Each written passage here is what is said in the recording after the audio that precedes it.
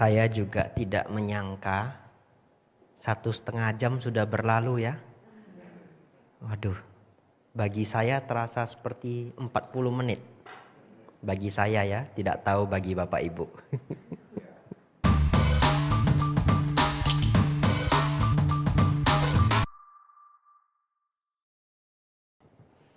Kalau yang ikut kelas yang minggu lalu, biasanya lebih semangat. Ya. Karena kelas pertama itu memang untuk membangun kecintaan kita pada suta. Jadi baca suta ini perlu passion, perlu kesenangan, perlu kecintaan. Kalau tidak, 2 halaman saja sudah KO. Apalagi baca sendiri, ini masih ikut kelas ya. Tapi bayangkan kalau di kamar belajar, baca sendiri, cukup sulit. Dan terus terang, dulu ketika saya sama Nera, saya baca suta itu juga KO. KO juga. Tapi karena saya sangat senang sejak dari sama Nera. Jadi bagaimana? Kalau saya baca sendiri, baca sudah katakanlah 20 halaman, ngantuk muncul, saya rebahan. Rebahan 15 menit, 20 menit. Sudah fresh, baca lagi. Jadi Bapak Ibu membaca suta itu perjuangan. Nah itu energinya dari dana makan Bapak Ibu pagi siang. Ya kalau ngantuk rebahan. Nah makanya di awal sebelum saya masuk wasa, ada yang penasaran kenapa saya makannya agak jarang. Itu sangat membantu saya belajar. Jadi ketika seseorang itu puasa panjang, misalkan perutnya kosong lebih dari 18 jam, jauh dari kantuk. Dan kalau saya belajar itu jauh lebih gampang dipahami. Ya, daripada kalau kita sering makan itu ngantukan.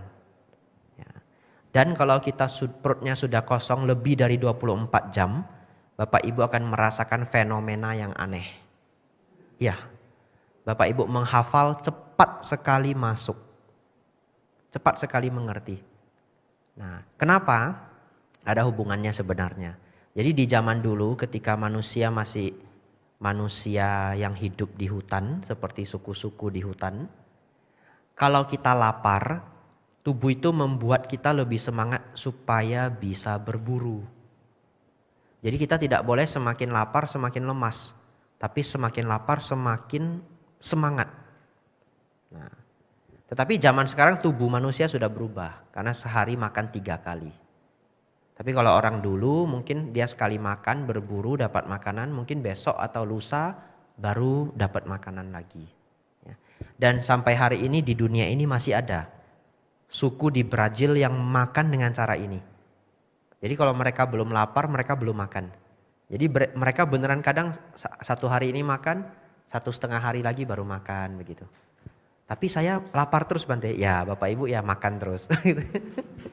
Ya ini hanya seloroh ya, dalam artian puasa itu sangat membantu agar saya bisa memahami Sutta Tripitaka dengan lebih jelas begitu. Ya, mari kita mulai ya.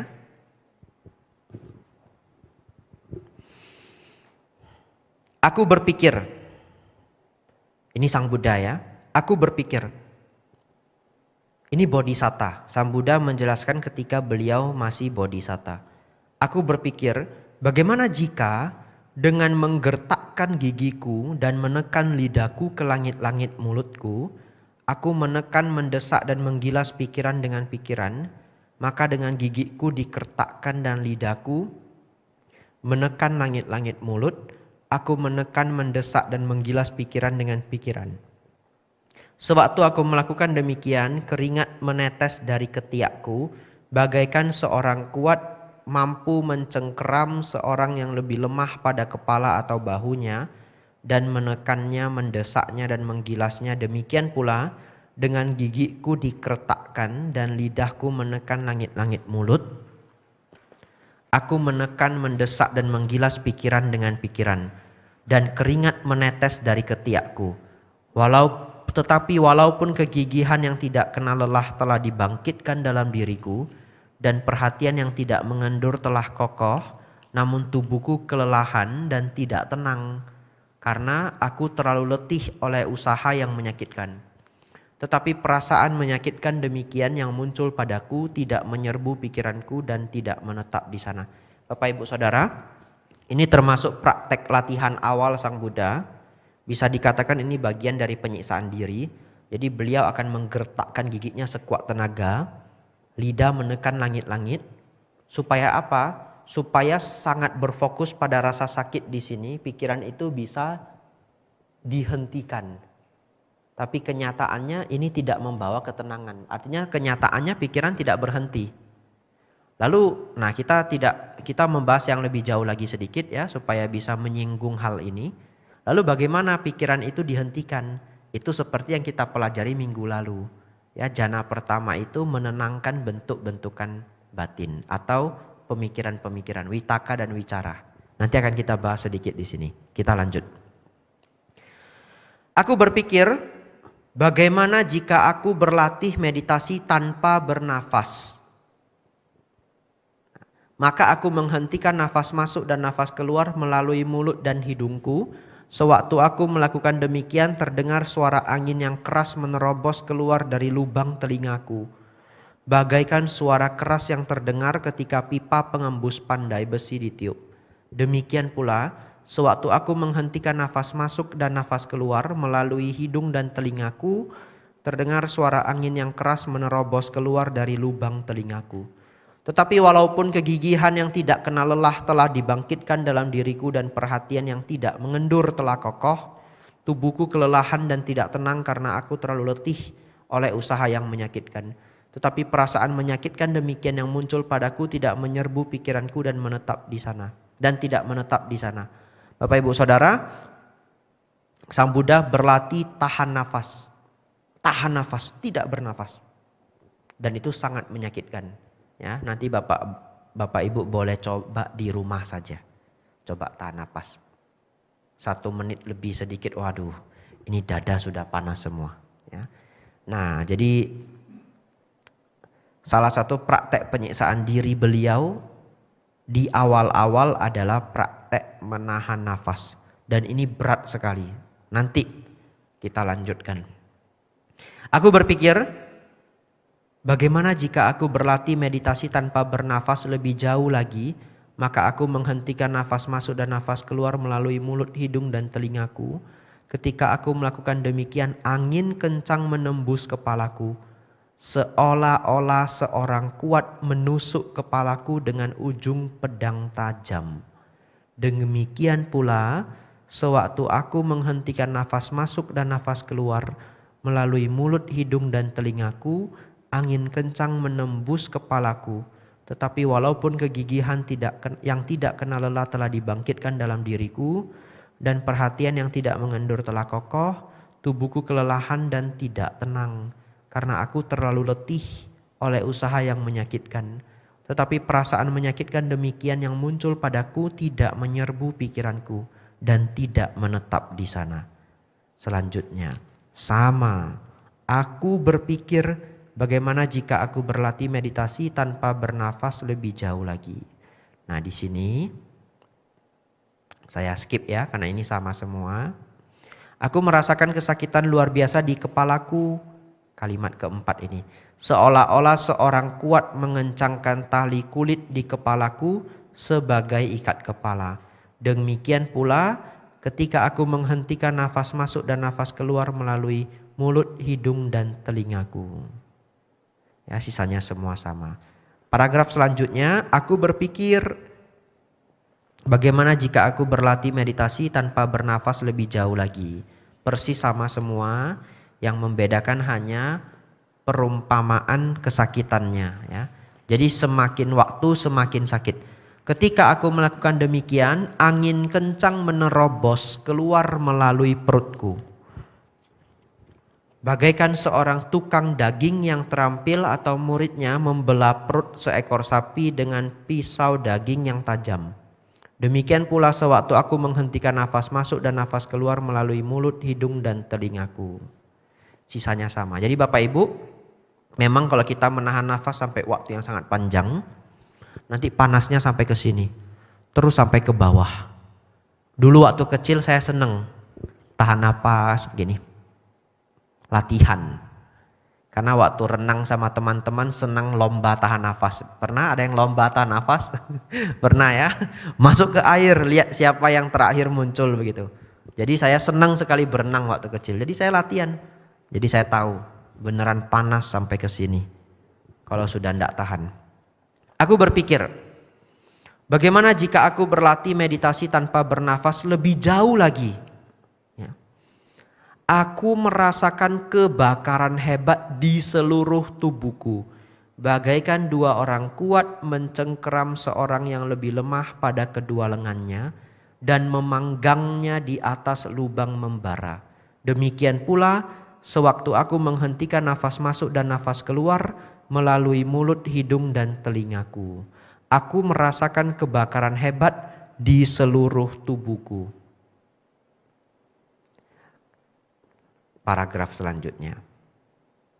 Ketika para dewa melihatku, beberapa berkata, "Betapa Gotama telah mati." Beberapa dewa lain berkata, "Betapa Gotama tidak mati, beliau sekarat." Dan para dewa lainnya lagi berkata, "Betapa Gotama tidak mati ataupun sekarat, beliau adalah seorang arahan." Karena demikianlah cara para arahanta berdiam. Aku berpikir, bagaimana jika aku berlatih sepenuhnya tidak makan? Kemudian para dewa mendatangiku dan berkata, "Tuan, jangan berlatih sepenuhnya tidak makan. Jika engkau melakukan hal itu, kami akan memasukkan makanan surgawi ke dalam pori-pori kulitmu, dan engkau akan hidup dengan itu." Aku mempertimbangkan, jika aku mengaku sepenuhnya tidak makan sementara para dewa ini memasukkan makanan surgawi ke dalam pori-pori kulitku dan aku akan hidup dengan itu, maka artinya aku berbohong. Maka aku mengusir para dewa itu dan berkata tidak perlu. Jadi Sang Buddha juga mau mempraktekkan tidak makan, ya. Tapi para dewa tidak tinggal diam. Kalau beliau tidak makan, ya akan dimasukkan makanan surgawi melalui pori-pori. Satu hari saya mengatakan, mulai besok selama berpuasa saya tidak makan. Nah, setelah itu Bapak Ibu akan tangkap saya, ikat saya, kemudian saya diinfus. Nah. Masuk pori-pori. Ya, kita lanjutkan. Aku berpikir, bagaimana jika aku memakan sangat sedikit makanan? Segenggam setiap kalinya. Apakah sop kacang atau sop kacang tanah atau sop kacang hijau atau sop kacang polong. Maka aku memakan sangat sedikit makanan. Segenggam setiap kalinya.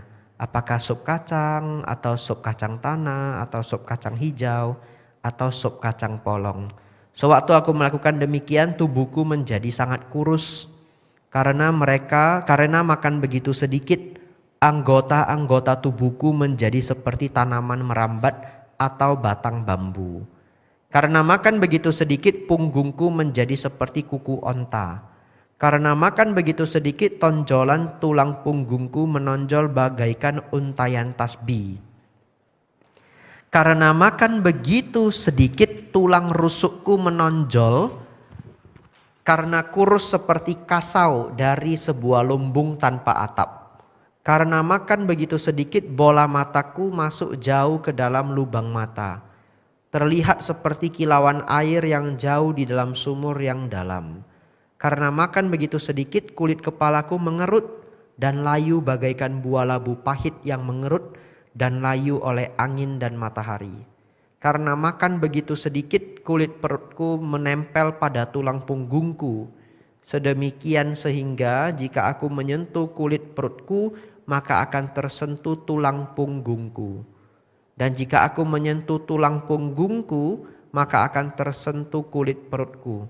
Karena makan begitu sedikit, jika aku ingin buang air besar atau buang air kecil, maka aku terjatuh dengan wajahku di atas kotoran di sana. Karena makan begitu sedikit, jika aku mencoba menyamankan diriku dengan memijat badanku dan dengan tanganku, maka bulunya tercabut pada akarnya, berguguran dari badanku ketika aku menggosoknya.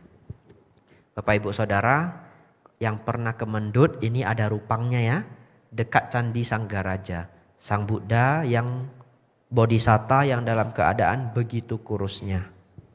Nah, tidak lupa juga Bapak Ibu, sebenarnya satu keindahan ketika kita membaca sutta adalah kita sedang membaca kitab kuno. Jadi sesungguhnya kalau kita paham akan ada satu kesenangan di sini, satu kebahagiaan. Ini kitab 2600 tahun yang lalu loh, betul ya? Dan mereka begitu puitis. Nah, jadi kita bisa melihat sastra di zaman itu sudah sangat luar biasa. Nah, walaupun hari ini bentuknya print-printan seperti modern begini, ini artefak kuno ini. Ya, kita lanjutkan. Saat itu, ketika orang-orang melihatku, mereka berkata, "Betapa Gotama hitam." Orang lain berkata, "Betapa Gotama tidak hitam, beliau coklat." Orang lain lagi berkata, "Betapa Gotama bukan hitam juga bukan coklat, ia berkulit keemasan. Kulitku yang bersih dan cerah menjadi sangat kusam karena makan sangat sedikit." Aku berpikir, para pertapa atau brahmana manapun di masa lampau telah mengalami perasaan menyakitkan, menyiksa, menusuk karena usaha ini. Ini adalah yang terjauh, tidak ada yang melampaui ini. Dan para petapa atau brahmana manapun di masa depan akan mengalami perasaan menyakitkan, menyiksa, menusuk karena usaha ini. Ini adalah yang terjauh. Tidak ada yang melampaui ini. Dan para petapa atau brahmana manapun di masa sekarang mengalami perasaan menyakitkan, menyiksa, menusuk karena usaha ini. Ini adalah yang terjauh. Tidak ada yang melampaui ini. Tetapi melalui latihan keras yang menyiksa ini. Nah, sebentar. Maksud Sang Buddha ini yang terjauh adalah beliau menyatakan bahwa dari semua pengalaman para pertapa, penyisaan diri yang beliau lakukan itu sudah yang paling ekstrim. Bahkan sedikit lagi beliau sudah mati sebenarnya. Ya, seperti cerita yang kemarin saya kisahkan waktu Magha Puja, Asada, ya, waktu hari Asada. Tetapi, nah ini bagian yang penting. Tetapi melalui latihan keras yang menyiksa ini, aku tidak mencapai kondisi melampaui manusia apapun. Keluhuran apapun dalam pengetahuan dan penglihatan selayaknya para mulia. Apakah ada jalan lain menuju pencerahan? Nah, jadi di sini beliau mengungkapkan dulu ya. Beliau sudah praktek sedemikian kerasnya juga tidak ada gunanya. Ya. Nah, selanjutnya. Aku mempertimbangkan.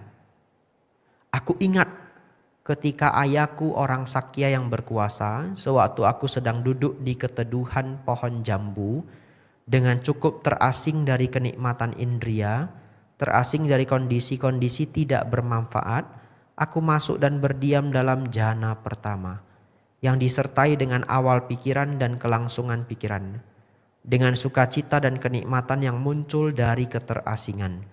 Mungkinkah itu adalah jalan menuju pencerahan? Kemudian dengan mengikuti ingatan itu muncullah pengetahuan. Itu adalah jalan menuju pencerahan. Bapak Ibu Saudara, satu paragraf lagi, kemudian saya jelaskan ya.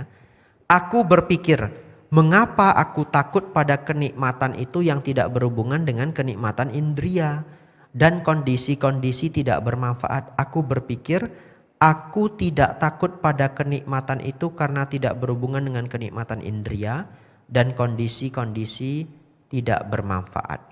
Nah, dua paragraf ini bisa Bapak Ibu tandai. Dua paragraf ini sangat penting karena Sang Buddha tiba-tiba mengingat dulu ketika beliau umur 7 tahun, beliau pernah ikut satu festival. Jadi itu sebenarnya bukan festival, seperti festival tapi syukuran ya. Jadi syukuran pembajakan sawah. Nah, ayahnya dan orang-orang lainnya sedang sibuk, beliau masih kecil, beliau didudukkan di bawah pohon jambu. Di bawah keteduhan dari bayangan pohon jambu. Nah, pada saat itu beliau masih kecil umur 7 tahun. Tiba-tiba beliau bersila, kemudian bersamadi, dan beliau masuk ke dalam jana pertama. Nah, jadi beliau tiba-tiba ingat ketika beliau kecil dulu, beliau pernah mencapai tingkat kebahagiaan batin yang muncul dari konsentrasi. Tetapi karena di zaman itu semua orang salah paham, menganggap kebahagiaan apapun itu kemelekatan, kebahagiaan apapun itu keburukan. Tidak selayaknya seseorang mengejar kebahagiaan bagi para pertapa. Jadi tidak pernah terpikir bahwa kebahagiaan yang datang dari meditasi itu baik. Tapi setelah beliau menjalani begitu banyak proses, belajar dari alara kalama, udakarama puta, penyiksaan diri dan yang lainnya, beliau kembali refleksi bahwa jangan-jangan apa yang beliau rasakan, apa yang beliau alami ketika umur 7 tahun itu adalah jalannya. Kenapa? Nah, begini. Lihat, saya baca sekali lagi, lalu saya jelaskan. Aku berpikir, mengapa aku takut pada kenikmatan itu yang tidak berhubungan dengan kenikmatan indria dan kondisi-kondisi tidak bermanfaat. Aku berpikir, aku tidak takut pada kenikmatan itu. Ini ya, aku tidak takut pada kenikmatan itu karena tidak berhubungan dengan kenikmatan indria dan kondisi-kondisi tidak bermanfaat. Bapak Ibu Saudara, sebagai manusia normal yang belum mencapai jana, maka manusia normal hanya mengalami kesenangan dari indria. Bapak Ibu dan orang lainnya di dunia ini sama. Habis makan, nonton TV atau nonton video, dengar musik. Itu hanya gantian. Ketika makan, kesenangan indria lewat lidah. Setelah itu mendengarkan musik, kesenangan indria lewat telinga. Semua yang dialami selama 24 jam adalah kesenangan indria. Kebahagiaan yang muncul dari kesenangan indria. Nah, kebahagiaan dari kesenangan indria ini tidak membawa pada pencerahan. Kenapa? Karena tidak terpuaskan. Karena masih anicca dukkha anatta. Bapak Ibu kalaupun mendapatkan yang diinginkan, jikalau itu kesenangan indera, Bapak Ibu bisa tidak terpuaskan, bisa muncul dosa loba moha. Contoh, misalkan Bapak Ibu punya harapan kemudian tercapai. Katakanlah supaya gampang ingin punya mobil mewah. Nah, mobil mewah yang sudah dimiliki ini setelah 1-2 tahun mungkin Bapak Ibu punya keinginan lain. Atau keinginan terhadap mobil mewah ini, kebahagiaan atas mobil mewah ini menurun. Dalam artian kata, coba renungkan hari pertama beli motor dengan setelah 3 bulan, begitu ya. Dan yang lainnya adalah dosa loba moha. Nah, di balik kesenangan-kesenangan indria yang dimiliki, di balik itu ada penderitaan. Ini paling terlihat pada hubungan percintaan. Hubungan percintaan itu sangat rumit. Dijalani banyak penderitaannya. Betul ya? Tapi kalau berpisah semakin menderita. Jadi hubungan percintaan itu sangat rumit. Kalau romantis dan bagus takut berpisah. Tapi siapa yang tidak berpisah? Betul ya? Nah, kemudian kalau tidak menyenangkan banyak ributnya. Nah, jadi kesenangan-kesenangan indera ini nanti Bapak Ibu renungkan sendiri. Seluruh bentuk kesenangan indera ada penderitaan terselubung di dalamnya. Nah, ternyata ada sebentuk kebahagiaan yang tidak ada hubungannya dengan kesenangan indera, yang tidak ada hubungannya dengan hal-hal yang buruk, yang tidak ada hubungannya dengan kotoran batin, dan itu adalah kebahagiaan yang muncul dari samadhi. Bapak Ibu nanti renungkan tambahan. Kebahagiaan yang muncul dari kesenangan indera bisa membuat pikiran menjadi liar. Tetapi kebahagiaan yang muncul dari samadhi tidak membuat pikiran menjadi liar. Malahan membuat pikiran menjadi tenang.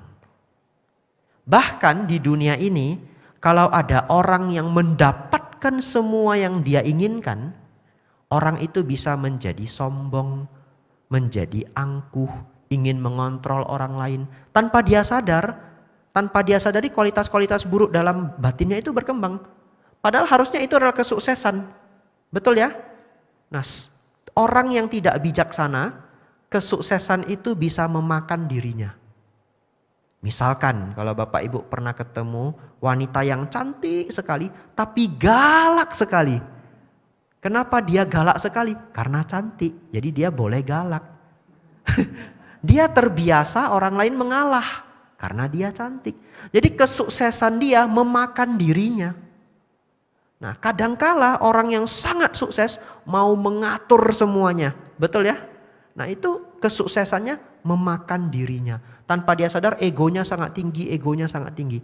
Satu hari dia salah mengambil tindakan. Karena kenapa? Tidak mau mendengar orang lain. Padahal kalau kita sudah sangat sukses pun tidak ada salahnya kadang kita mendengar masukan-masukan orang lain. Ya, misalkan Bapak Ibu punya toko, atau kerja di perusahaan, ada anggota, kita sudah sukses puluhan kali. Kemudian jadi tidak mau mendengar nasihat orang lain, kadangkala di situ kita bisa jatuh. Karena kita sepintar apapun manusia, dia nggak bisa tahu semua hal ya. Nah, Bapak Ibu Saudara, jadi di sini Sang Buddha mendapatkan insight atau pencerahan bahwa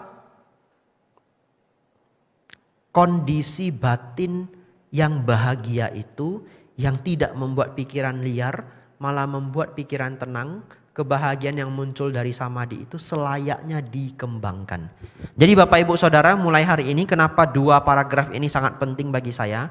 Kalau Bapak Ibu ketemu orang lain yang mengajarkan, hati-hati kalau setelah bermeditasi muncul kebahagiaan, hati-hati, nanti bisa melekat loh sama kebahagiaan itu. Sudah salah kaprah, Bapak Ibu cetak fotokopi 11 halaman ini suruh dia baca. Gitu ya. Kebahagiaan dari meditasi itu dikembangkan. Karena kebahagiaan dari meditasi tidak membuat pikiran menjadi liar. Ingat itu. Lalu kalau nanti kita cerita pada jana keempat kan Bante kebahagiaan ditinggalkan. Itu adalah prosesnya. Bapak Ibu enggak usah pikirkan. Itu adalah proses ketika kebahagiaan pelan-pelan ditinggalkan oleh batin menjadi UPK, ketenang seimbangan. Tapi itu bukan hal yang bisa kita lakukan dengan berpikir.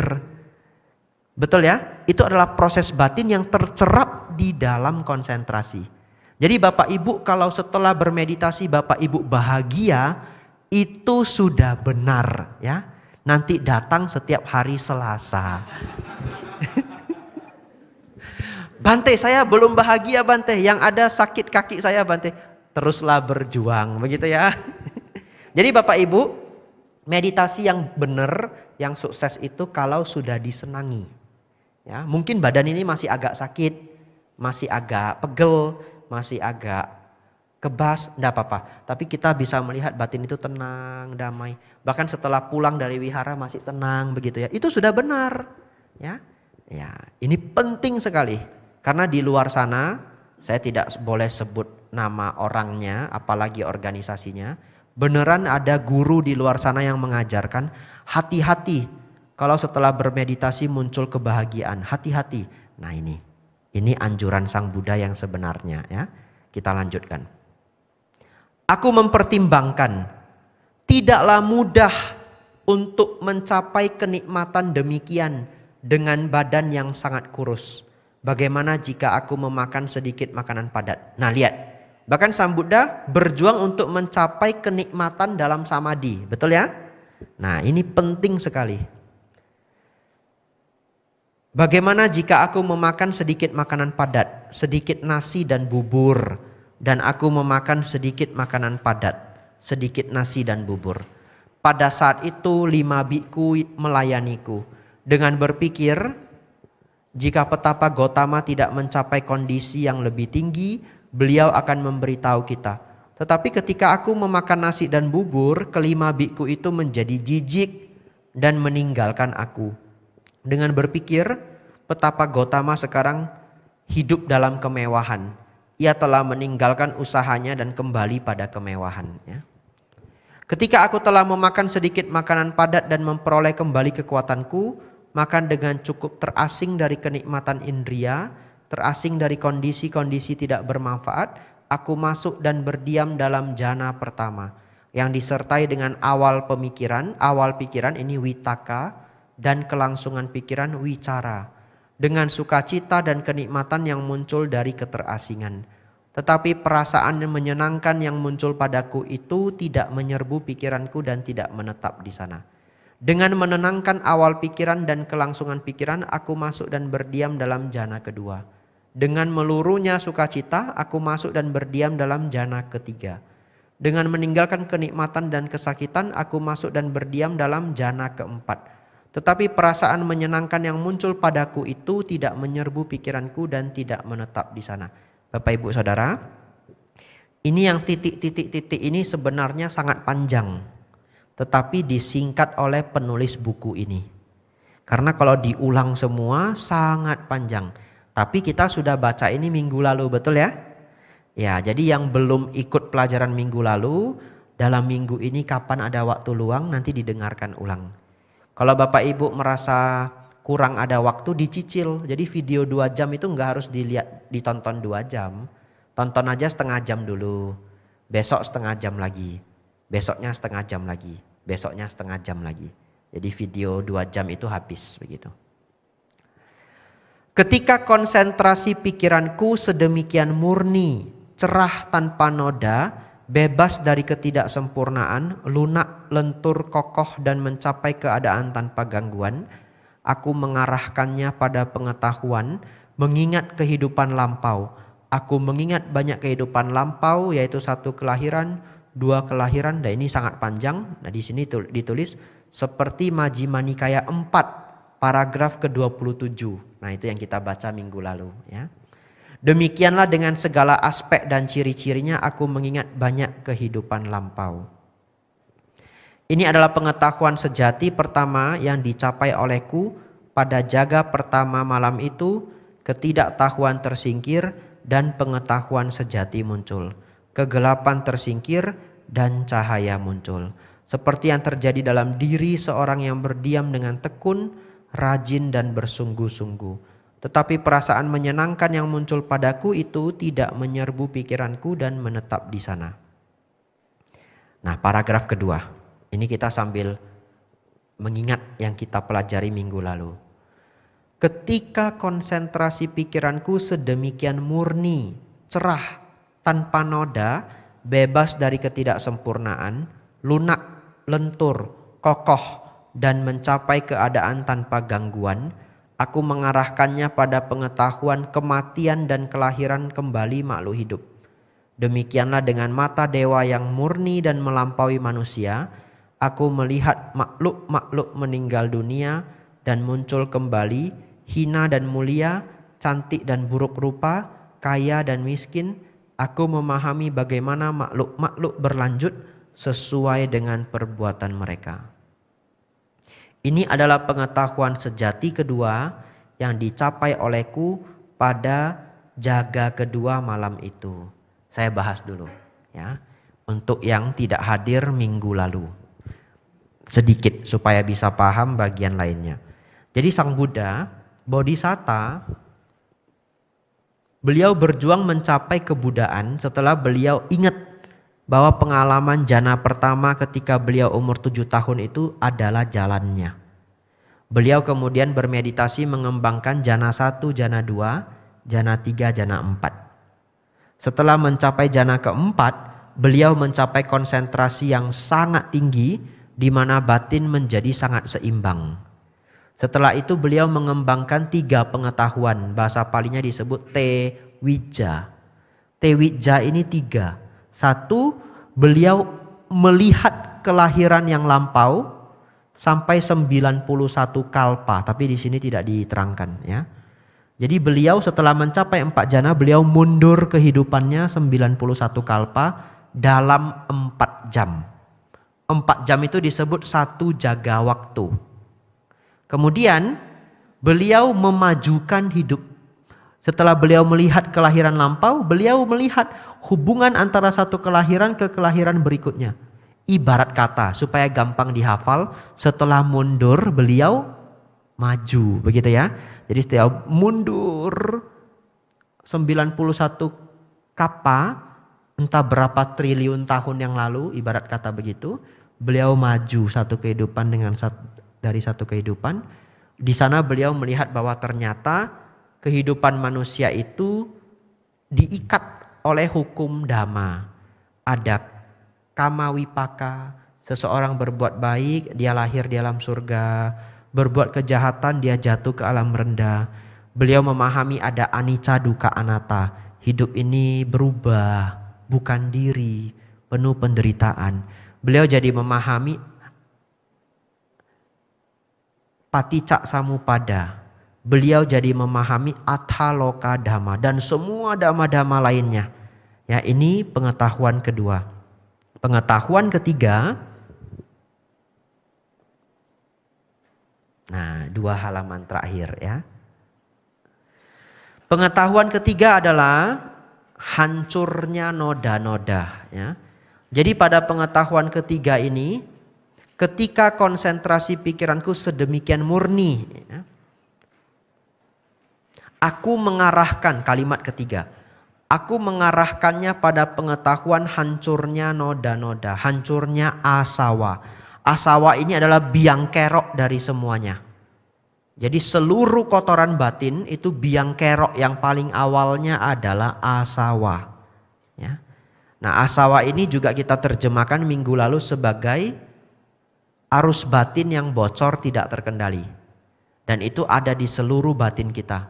Batin Bapak Ibu itu bocor. Setiap hari yang gampang terlihat itu pikiran kita bocor. Ngomong enggak mau berhenti. Mikir enggak mau berhenti. Yang baik yang buruk. Betul ya? Bapak Ibu mau suruh dia jangan bocor juga enggak bisa. Apa maksudnya bocor? Kadang tidak terkendali. Kita lagi enggak pengen mikir itu, tapi dia pengen mikirnya itu. Contoh kalau kita sedang patah hati. Kan kita berpikir, janganlah memikirkan dia. Begitu ya? Bisa? Enggak bisa. Begitu ya? Nah, semakin patah hati semakin terpikir. Nah, itu salah satu bentuk. Tapi ini yang sangat-sangat halus disebut sebagai asawa. Baik, kita lanjut pelan-pelan. Ketika aku mengetahui dan melihat demikian, paragraf kedua, pikiranku terbebas dari noda keinginan indria, dari noda penjelmaan, dan dari noda ketidaktahuan. Ketika terbebaskan, muncullah pengetahuan terbebaskan. Aku secara langsung mengetahui kelahiran telah dihancurkan, kehidupan suci telah dijalani. Apa yang harus dilakukan telah dilakukan, tidak akan ada lagi penjelmaan menjadi kondisi makhluk apapun. Ini adalah pengetahuan sejati ketiga yang dicapai olehku. Pada jaga ketiga malam itu, ketidaktahuan tersingkir dan pengetahuan sejati muncul. Kegelapan tersingkir dan cahaya muncul. Seperti yang terjadi dalam diri seorang yang berdiam dengan tekun, rajin dan bersungguh-sungguh. Tetapi perasaan menyenangkan yang muncul padaku itu tidak menyerbu pikiranku dan tidak menetap di sana. Agiwesana, aku ingat pernah mengajarkan dhamma kepada ratusan kelompok. Mungkin tiap-tiap orang berpikir, betapa Gotama sedang mengajarkan dhamma secara khusus untukku. Tapi jangan dianggap demikian. Sang Tathagata ini Sang Buddha ya, mengajarkan dhamma kepada orang lain hanya untuk memberikan pengetahuan kepada mereka. Ketika pembabaran itu selesai Agiwesana, kemudian aku mengokohkan pikiranku secara internal, menenangkannya, memusatkannya dan mengkonsentrasikannya pada gambaran yang sama dengan gambaran konsentrasi sebelumnya, yang mana aku berdiam di dalamnya secara terus-menerus. Nah, jadi Sang Buddha menjelaskan bahwa ini kebiasaan beliau ya. Setelah beliau mengajarkan dhamma selesai, beliau akan kembali bersamadi. Ya. Ini juga ciri-ciri seorang arahat. Nah, seorang arahat itu ketika dia bersamadi itu batinnya itu jauh lebih berbahagia dibandingkan pada keadaan tidak. Ya. Oleh karena itu kalau orang sudah mencapai kebahagiaan batin dalam samadhi yang sangat tinggi, sehari-hari itu dia maunya cuma meditasi, tidak mau yang lain gitu. Ibarat kata seperti itu ya. Nah, jadi beliau memberi gambaran seperti itu. Lalu Agiwesana menjawab, ini adalah suatu hal yang mana Guru Gotama dapat dipercaya. Karena beliau adalah yang sempurna dan tercerahkan sempurna. Nah, jadi akhirnya dia mau percaya ya, setelah dijelaskan panjang sekali. Tetapi apakah Guru Gotama ingat pernah tertidur di siang hari? Nah, ini memang orang cari debat ini ya. Setelah Sang Buddha menjelaskan panjang lebar, tapi saya pernah lihat Bante itu tidur siang gitu. Bante ini kayaknya nggak arahat beneran ini, gitu ya. Lalu Sang Buddha mengatakan, aku ingat Agiwesana di bulan terakhir musim panas, ketika kembali dari perjalanan menerima dana makanan. Setelah makan aku menggelar jubah luarku yang dilipat 4 dan berbaring pada sisi kananku. Aku jatuh tertidur dengan penuh perhatian dan penuh kewaspadaan. Nah, Sang Buddha setelah tua, ya setelah Sang Buddha tua, karena kalau Sang Buddha sudah dijaga Ananda itu Sang Buddha sudah di atas umur 60. Ananda itu menjaga Sang Buddha 20 tahun. Dari 60 sampai 80. Jadi di sini Sang Buddha ini sudah sepuh. Dan ketika Sang Buddha sudah sepuh, beliau cukup sering atau setidaknya ada, ya karena tidak tercatat jumlahnya, beliau kadang sudah lelah, beliau istirahat siang. Nah, karena badan ini sudah tua, seperti itu. Tetapi beliau mengatakan bahwa aku jatuh tertidur dengan penuh perhatian dan penuh kewaspadaan. Ini orang mungkin tidak paham apa yang dimaksud ya. Tetapi seorang arahat itu kalau tertidur tidak ada mimpi. Pernah saya katakan ya. Nah, jadi tertidur pun penuh perhatian. Kita lanjutkan. Beberapa petapa dan brahmana menyebutnya kediaman dalam delusi Guru Gotama. Nah, ini memang jahat orang ini ya. Dia terus mau berdebat. Sang Buddha itu tidur siang itu moha Sang Buddha, gitu ya. Nah, kemudian dia menjawab, bukanlah demikian. Seseorang itu terdelusi atau ada moha atau tidak ada moha Agiwesana sehubungan dengan bagaimana seseorang itu terdelusi atau tidak terdelusi. Dengarkan dan perhatikanlah pada apa yang akan aku katakan. Baik yang mulia, Sacaka putra Niganta menjawab Sang Bagawa, dan Sang Bagawa berkata sebagai berikut. Ia kusebut terdelusi.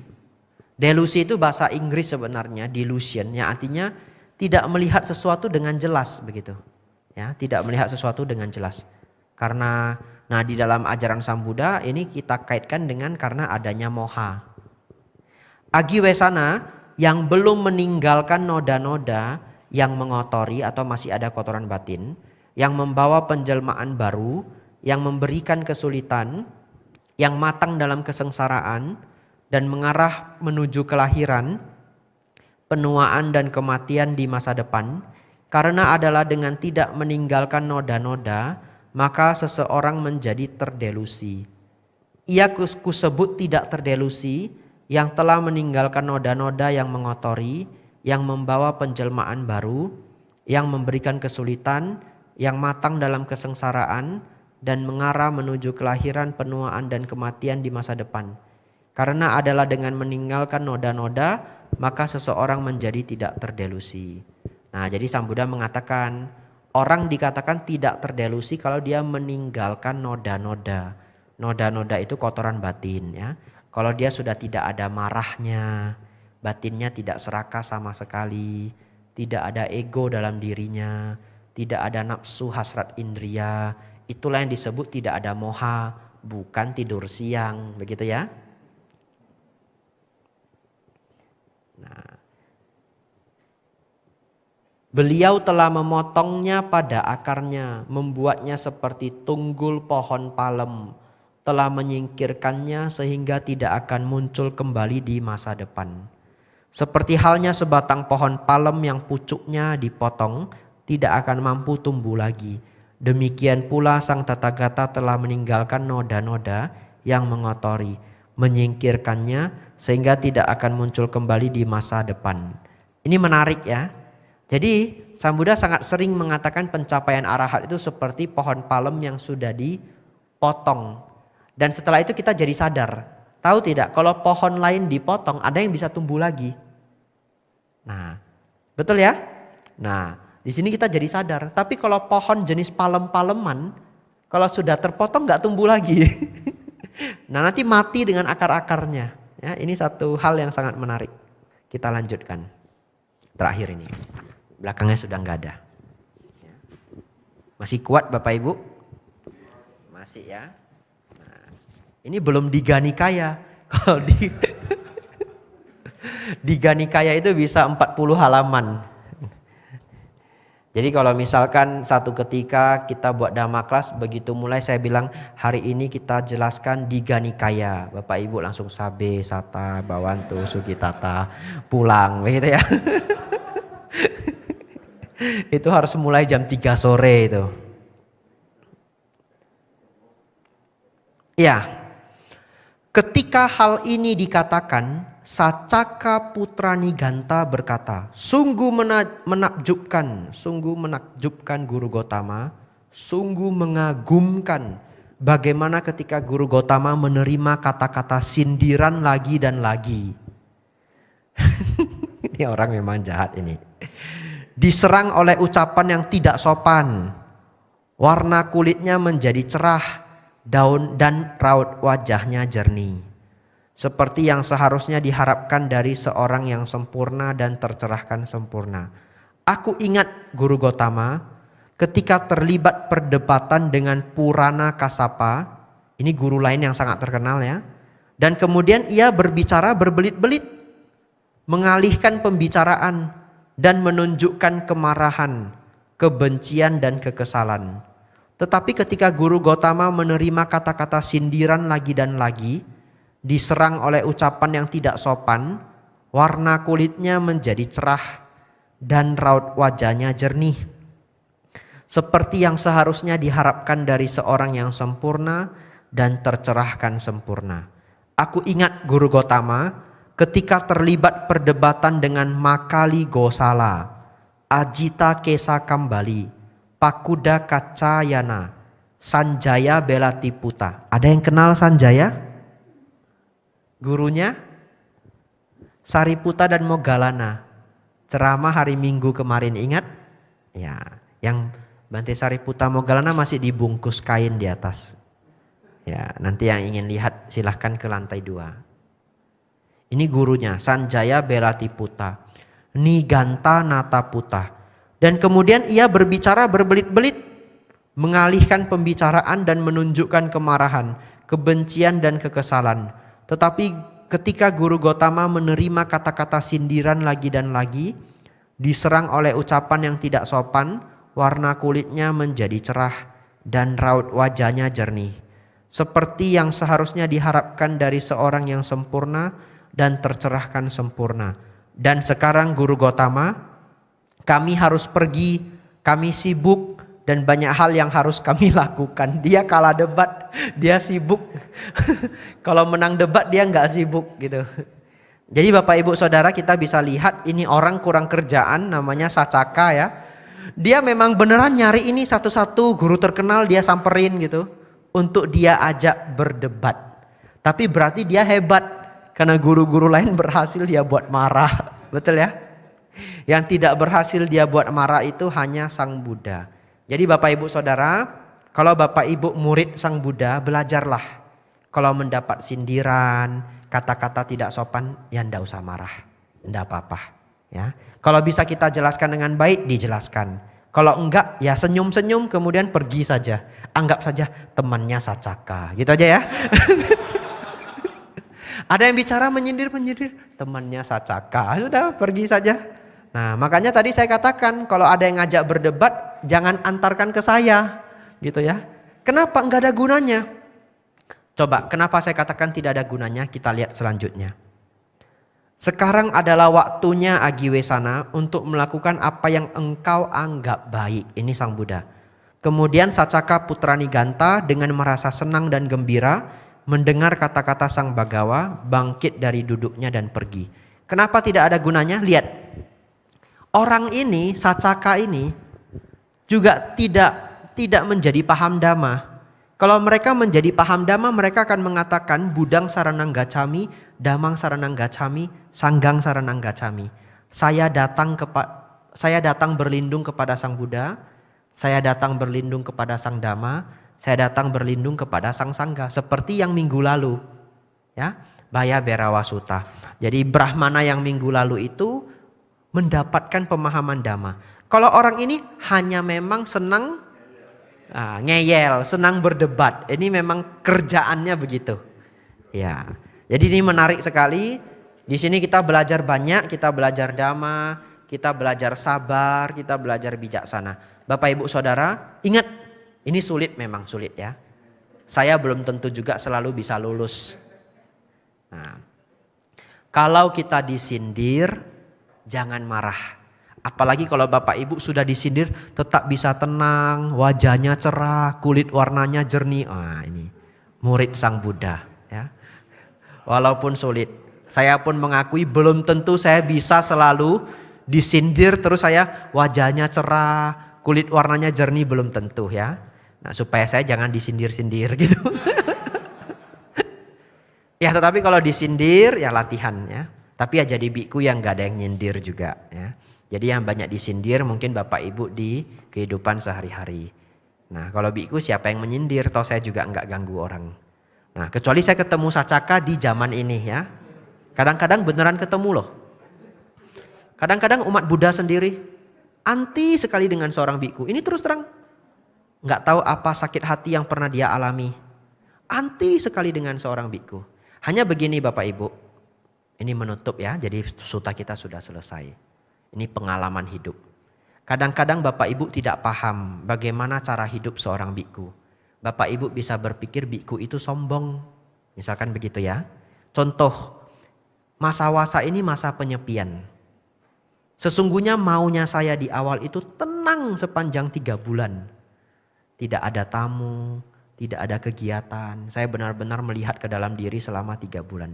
Tapi kenyataannya tidak bisa begitu.